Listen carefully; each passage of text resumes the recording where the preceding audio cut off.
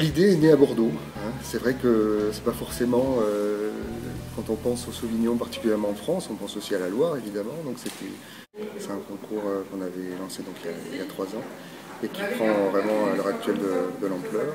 Parce qu'on se retrouve cette année avec une participation accrue de 30% des échantillons. Et pourquoi un concours du Sauvignon? Parce que le Sauvignon c'est un cépage qui explose un peu sur tous les marchés, c'est un cépage tendance qui a connu de gros succès et qui en même temps a la particularité de s'adapter de manière originale sur différents terroirs. Donc, ce sont tous des professionnels qui ont des profils souvent prescripteurs. Il y a aussi des producteurs, des représentants de différentes régions, puisqu'hier on a fait par exemple une petite conférence sur les diversités des Sauvignons avec des intervenants de différents pays, différentes régions, qui expliquaient leurs spécificités et ce qu'on pouvait attendre, nous, en tant que dégustateurs aujourd'hui, sur les vins qu'on va déguster. Mais en règle générale, c'est une représentation un petit peu variée.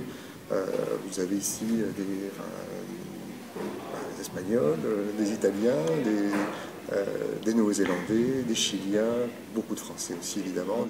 Une table de jury composée du pays, donc le petit blason du pays d'où vient le dégustateur en question.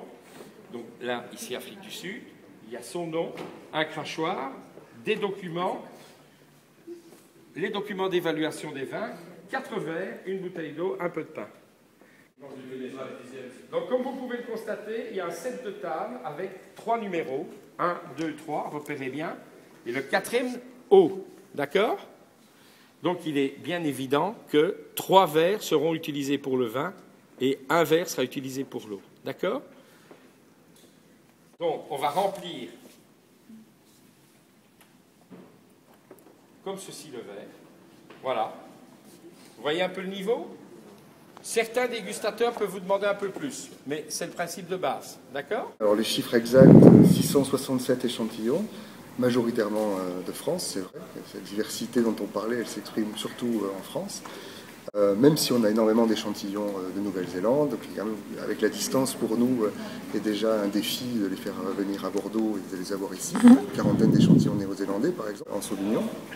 Et surtout sur la France, effectivement, avec une très très forte participation des vins de Loire.